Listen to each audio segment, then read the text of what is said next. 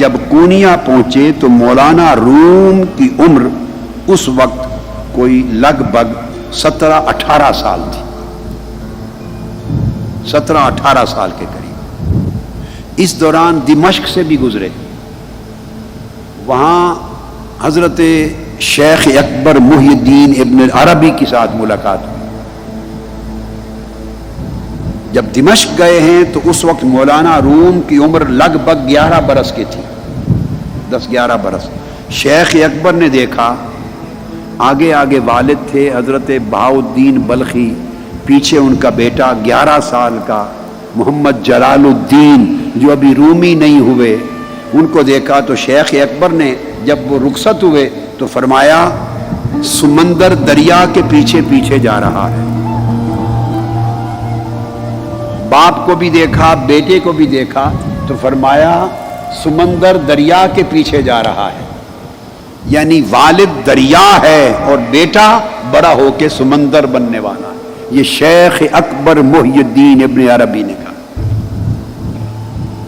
جب کونیا جا کے آباد ہوئے اس وقت آپ کی عمر کوئی 17 برس 18 برس کے قریب تھی مولانا روم کی۔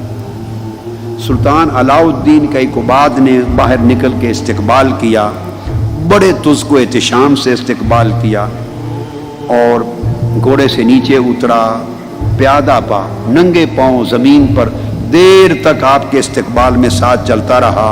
ایک عالی شان مقام پر جا کے آپ کو ٹھہرایا، ضروریات مہیا کی، اور پھر اکثر و بیشتر آپ کی صحبت اور مجلس میں آ کے بیٹھا۔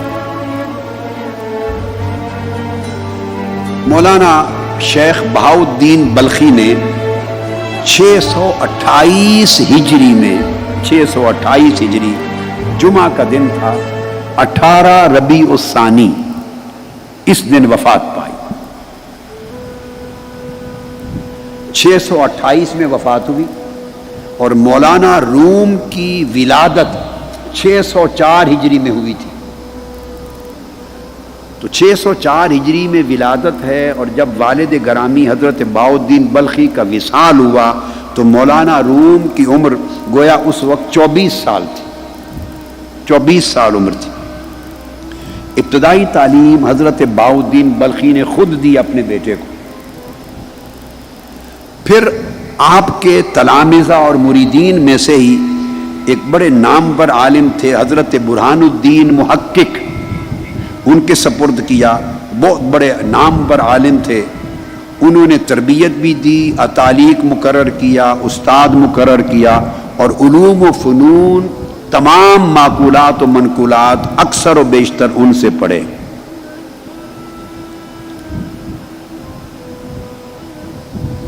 جب کونیا پہنچے تھے مولانا روم تو عمر 18-19 برس تھی۔ 24 برس کی عمر میں والد گرامی کا وصال ہو گیا۔ علوم پڑھ کے تو پھر آپ والد گرامی کے وصال کے دوسرے سال 629 میں جب آپ کی عمر مولانا روم کی 25 برس ہوئی تو علوم اور فنون کی تکمیل کے لیے پلٹ کے پھر ملک شام چلے گئے۔ شام زیادہ تر قیام علوم کی تکمیل میں آپ نے دمشق اور حلب 2 جگہوں پر رکھا۔ اب وہاں مدارس کے نام ہیں اور اساتذہ کے نام ہیں، وہ تفصیلات۔ زیادہ قیام علوم اور فنون کی تکمیل میں آپ کا دمشق اور حلب میں رہا۔ بڑے بڑے اکابر علماء تھے، مدرس تھے، کمال الدین حلبی اور اکابر، عمر بن احمد بن ہبت اللہ، اور بڑے بڑے محدث، بڑے بڑے حفاظ حدیث کے، مؤرخ، فقیہ، مفتی، اور بڑے بڑے فقہا اور بڑے بڑے ادیب اور عالم اور مفسر آپ کے اساتذہ تھے۔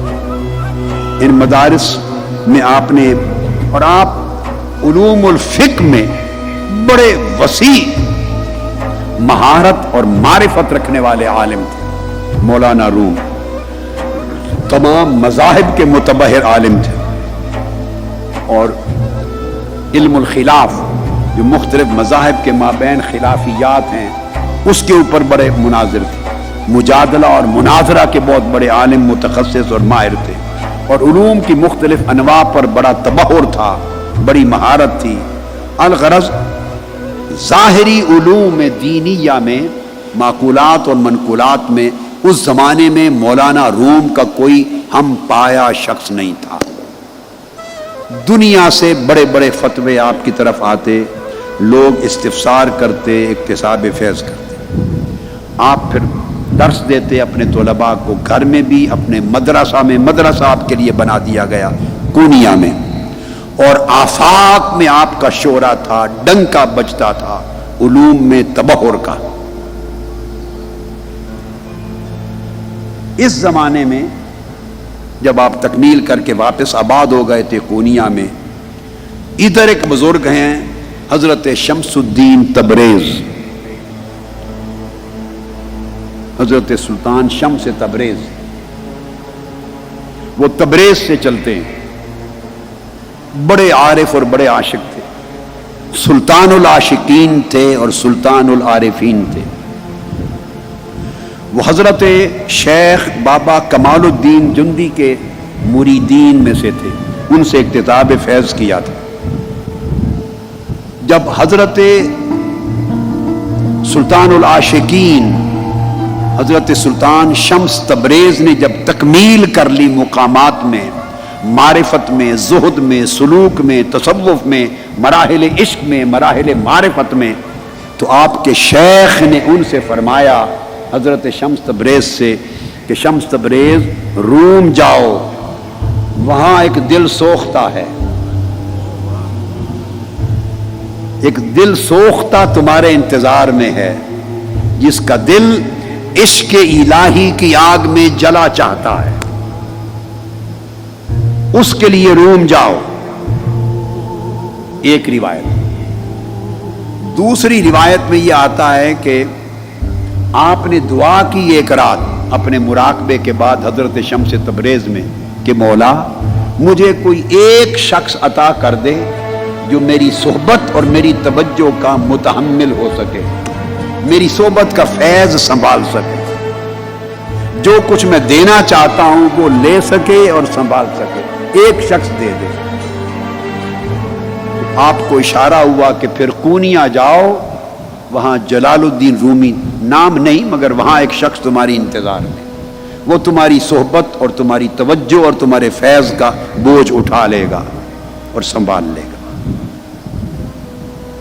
اب آپ کے احوال اور تراجم کی کتب میں آیا ہے کہ جب حضرت سلطان شمس تبریز کونیا پہنچے تو پہلے ایک کاروان سرائے میں پہنچے. مختلف روایات ہیں، پہلی ملاقات ہوئی یا دوسری ملاقات تھی. ایک روایت کے مطابق آپ جب پہنچے تو مولانا روم کا شہرہ تھا، بڑی شہرت تھی، تمکنت تھی، بڑا وجاہت تھی، بڑا وقار تھا، بڑا نام تھا، اور مرجع خلائق تھے آپ، اور علماء اور فقہاء رجوع کرتے تھے. تو حضرت شمس تبریز بھی سن کر ان سے ملنے کے لیے کونیا گئے، چونکہ وہ اس مرد کی تلاش میں تھے جس نے آپ کے فیضان صحبت کو حاصل کرنا اور اس کا متحمل ہونا تھا. آپ کے گھر پہنچے. ایک روایت کے مطابق جب گھر پہنچے تو مولانا روم اپنے طلباء کو سب اسباق پڑھا رہے تھے، گھر میں اسباق پڑھا رہے تھے، اور ارد گرد کتابوں کا ڈھیر تھا، کتابیں لگی تھی. حضرت سلطان شمس تبریز نے آ کے کھڑے ہو کے دیکھ لیا. وہ پیری مریدی نہیں کرتے تھے حضرت سلطان شمس تبریز، بس تاجروں کے روپ میں سفر کرتے تھے، سیاحت کرتے تھے، اور ایک شخص کی تلاش میں تھے جسے اپنا فیض منتقل کر سکے. روایتی سلسلہ ان کا نہیں تھا. آپ نے کتابوں کا ڈھیر دیکھا تو ان سے پوچھا یہ چیز یہ کیا ہے، یہ کیا ہے؟ مولانا روم نے جواب دیا یہاں چیز اس کے تو نہ جانے، یہ وہ چیز ہے اے درویش کہ تو نہیں جانتا اسے، یہ وہ چیز ہے کہ اسے تو نہیں جانتا. اس روایت کے مطابق جو الجواہر المدیہ کتاب ہے احناف کے علماء اور فقہاء کے طبقات پر، اس کی روایت کے مطابق جب آپ نے کہا کہ یہ وہ شے ہے جو آپ نہیں جانتے تو اس وقت ہی کتابوں کو آگ لگ گئی، کتابوں کو آگ لگ گئی۔ مولانا روم پریشان ہو گئے، مصفدات تھے اس زمانے، تو کلمی کتب ہوتی تھی، سب جل گئیں، اور پریشان ہو کے پوچھا یہ کیا ہے؟ فرمایا یہ وہ چیز ہے کہ رومی تو نہیں جانتی،